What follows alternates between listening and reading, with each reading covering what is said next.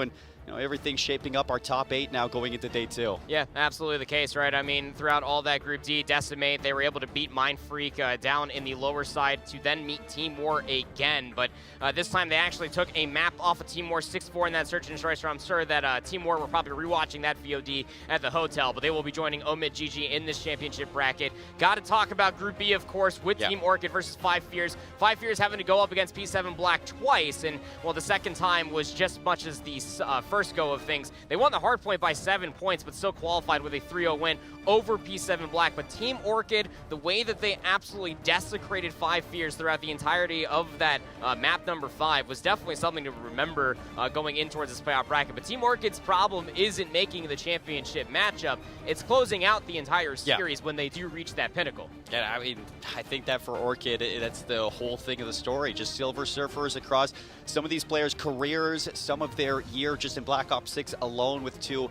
LAN second places. For 5 Fears, we're asking the question, what is going on with their round 11s? And it's like a piece of Exodia is missing from that team. But looking at day 2 with the top 8 bracket, all of these teams are in the prizing for today and beyond, and they're going to be looking to see how far through that prizing they can get out of the lion's share of $150,000. And when we're looking down into the top 3, that is what these teams are eyeing up to make their way to Riyadh later on this year. Yeah, it's absolutely right. Just a quick recorrection. That was actually the map 2 Team Orchid dismantled 5 Fears on. That was a red card Search and Destroy 6-1. They wouldn't end up seeing them into the winners finals, but realistically, if you're looking from the winner, the upper bracket side, you want to reach it into that winners finals. That guarantees you top 3 to guarantee you a ticket to Riyadh for Esports World Cup to represent your team, your organization, your country, realistically.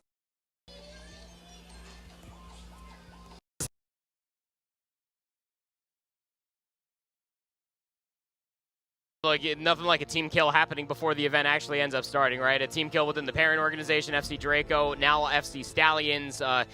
Map 5 win versus Team Notorious that really stuck out to me. Neum with a 1.53 versus Cup, but I'm sure Rafi would love to have 2 representations going there. I was going to say. Talk about championship on the Boulevard points. You could get 2 teams in the Esports World Cup. And these are 2 really good teams. Again, you're basically looking at, if not fully defined as the number 1, number 2 North American teams. And they have a really good coaching staff in between the 2 of them. We know what Rayless can bring to the table.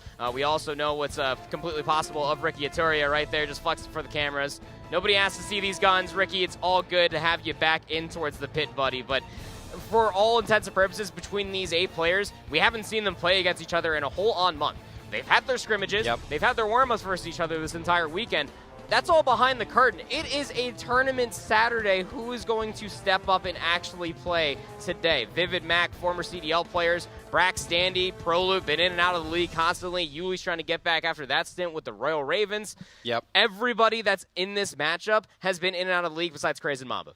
And, even for the 2 of them, who knows what their future is going to look like. I was even talking to Mamba yesterday, and he was saying at the start of this year, I didn't even know if I was going to get to compete. And, now I'm going to the Esports World Cup. And this guy, I feel like I've been on this journey with Mamba for, the entirety of my casting career because I was there for his Cold War, playing the locals, just absolutely a reaper throughout the entire scene. And then the way he's built up into this Omid team and qualified for Esports World Cup, this is the dream run for Craze and Mamba, who, might I add, Andy, last time that they were in Canada together, were playing on that NOLA flight roster that takes down Minnesota Rocker Academy all the way back in MW2. So yeah, they made it to a Sunday. Yeah. They made that really, really deep run. I mean, with the shot god. Hope Caden's doing all right there. I'm sure he's probably watching the stream, probably on mute, but if he hears this, I hope you're doing all right, Shoxy. But still, nonetheless, Craze was a new gun then. We know, Jeremy, he really gassed him up, does study. One of those players that was constantly playing in his 8s and those lobbies continuously.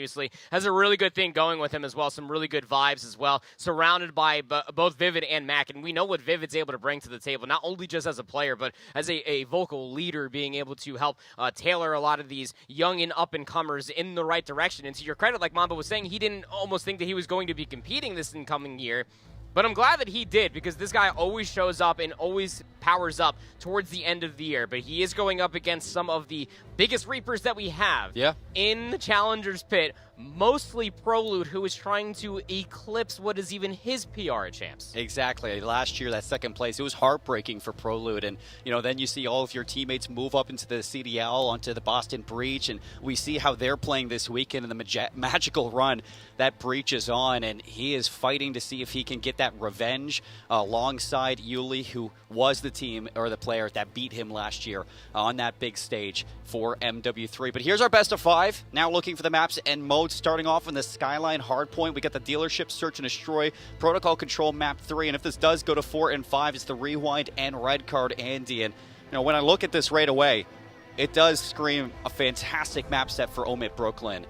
But even first and foremost, Omit Brooklyn are going to try to get that reach out on Skyline. Yeah, that Skyline was the map 1 just about a whole calendar month ago. It was the map 1 of which Omit Brooklyn were able to win 250 to 222. It was competitive then. I can only guarantee it'll be competitive now, given that this is the first series, warm-ups, 2v2s against your teammates. Now it's the real deal. We're going to be talking about Vivid. He's number 2 in hardpoint KD, averaging 30 kills per 10 minutes and about 3,900 damage per 10. Vivid is a menace on the map. Yikes. That is a roaring number for Mr. Reese, and already Omit off to a fantastic start. As you can see, Omit Brooklyn going to try to work their way onto the opposite side, see if they can flip things early, but it is Omit in the time to start things off, and it is Omit in the feed fighting back. Yeah, you still have these back spawns for Omit GG. You don't want to give up all of this time. It's still 20 seconds, and Omit Brooklyn completely aware of this.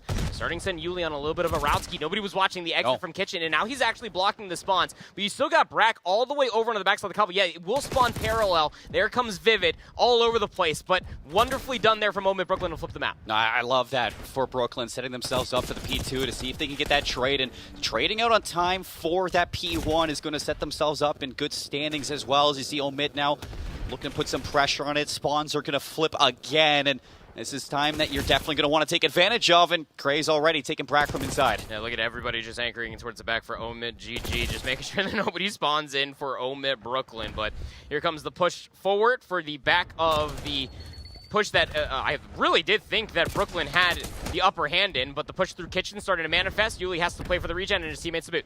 Now you're looking at the break for Brooklyn.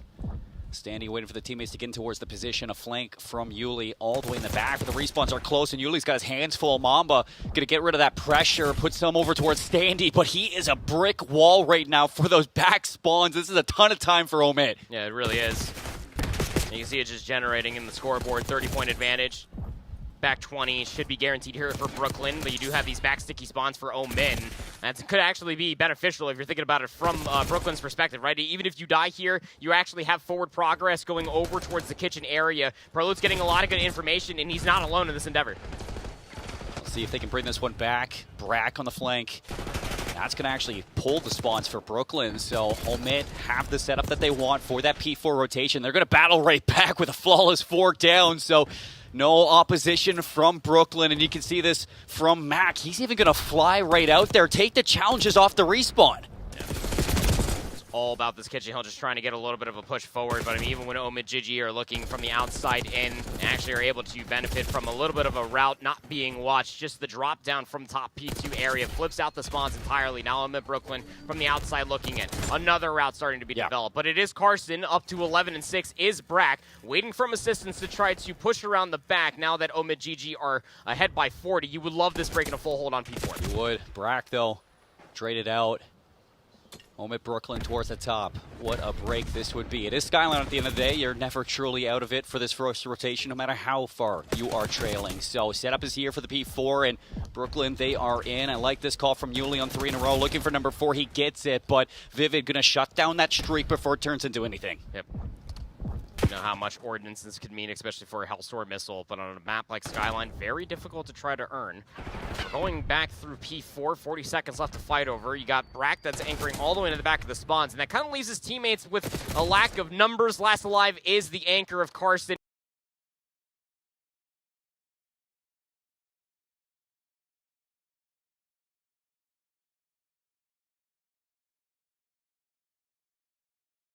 Wonderfully orchestrated coming through there for Omit to be able to break in for 30 seconds. This is good time for Omit. It's going to keep them in good graces going into that second set, and Keep home at Brooklyn, looking for a way to flip this script. So all the way towards this top bedroom fight. 3 down again. Craze trades out Standy, and now he can get a little rogue up top, but that is good damage mitigation from ProLoot as home at Brooklyn. They need this P1. Yeah, they really do. I mean, more importantly, they just need to try to hold the 50-yard line. You can see what it means. They're so focused on everything forward that Reese is going to be able to find a free route all the way down low. Great capture from our observers, but Reese, by the time he ends up getting in towards the back, Omid Brooklyn already spawned all the way out. From the flip that occurred, his teammates found everything from the front. Hey, the boys in blue, they're all over it right now. And there is nothing that Brooklyn can do. As you want to see them turn things up over towards the second set of rotations, but they are fighting on an upwards incline right now. Rack up top, good shots towards Vivid. Quick trade out from Mamba, and that is going to keep Craze just soaking up this time. Yep. Trying to get a little bit more space forward is Mac, up to 17 and 12.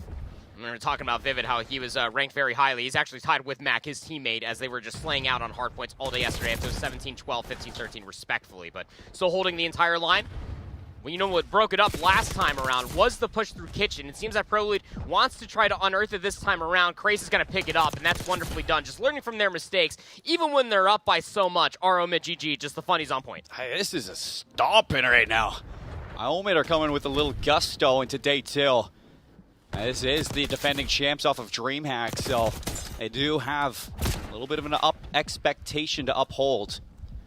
Back on 5 in a row, 6 in a row after he is going to beam Yuli with a bit of a shotgun on that Jackal. P2 Hill locked in for 40 seconds. Omid Brooklyn, they do have this setup, but you have to cross through this crossfire.